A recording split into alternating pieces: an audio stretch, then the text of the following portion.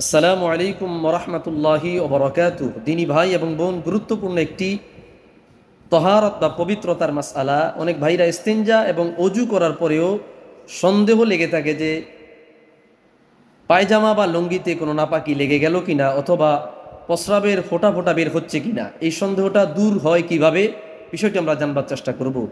প্রথমে দুটি হাদিস উল্লেখ করছি। হাদিস বয়ান করেছেন ইবনু মাজা শরীফের 461 নম্বর হাদিস এবং পরেরটি 462 নম্বর হাদিস। প্রথম হাদিস, হযরত সুফিয়ান ইবনুল হাকাম আস-সাকাফি রাদিয়াল্লাহু তাআলা আনহু তিনি বলছেন, রাআ রাসূলুল্লাহি সাল্লাল্লাহু আলাইহি ওয়াসাল্লাম তাওয়াদ্দা ওয়া আখাযা কাফফাম মিন মাইন ফানাদাহা বিহি ফারজা। হযরত সুফিয়ান আস-সাকাফি রাদিয়াল্লাহু তাআলা উনি রাসূল পাক সাল্লাল্লাহু আলাইহি ওয়াসাল্লামকে একবার ওযু করতে দেখলেন। হুজুর পাক সাল্লাল্লাহু আলাইহি ওয়াসাল্লাম ওযুর পরে এক মুষ্টি পানি হাতে নিলেন, অতঃপর হুজুর তার গোপন অঙ্গে পানির ছিটা দিয়ে দিলেন। পরবর্তী হাদিস, হযরত যায়েদ ইবনে হারিসা ওয়ান যায়েদ ইবনুল হারিসা রাদিয়াল্লাহু তাআলা আনহু আন্না রাসূলুল্লাহি সাল্লাল্লাহু আলাইহি ওয়াসাল্লাম قال علمني جبريل الوضوء وامرني ان امضح تحت ثوبي لما يخرج من البول بعد الوضوء।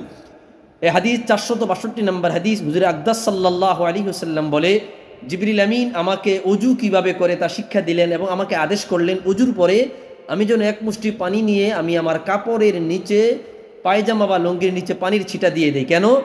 যাতে করে ওযুর পরে আমার ওযুর পরে প্রস্রাবের কোনো ফোঁটা যদি বের হয়ে থাকে, ওই পানির ছিটার সাথে সাথে তা পবিত্র হয়ে যাবে।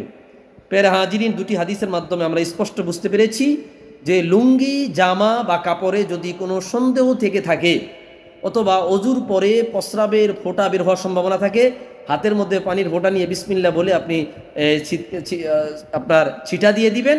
ইনশাআল্লাহ ফিকহি আলোচনার মাধ্যমে আপনি হাদিসের মাধ্যমে আপনার জামা এবং আপনার শরীর পবিত্র হয়ে যাবে, যদি সেটা নাজাসাতে খাফিফা হয়ে থাকে। আসসালামু আলাইকুম ওয়া রাহমাতুল্লাহ।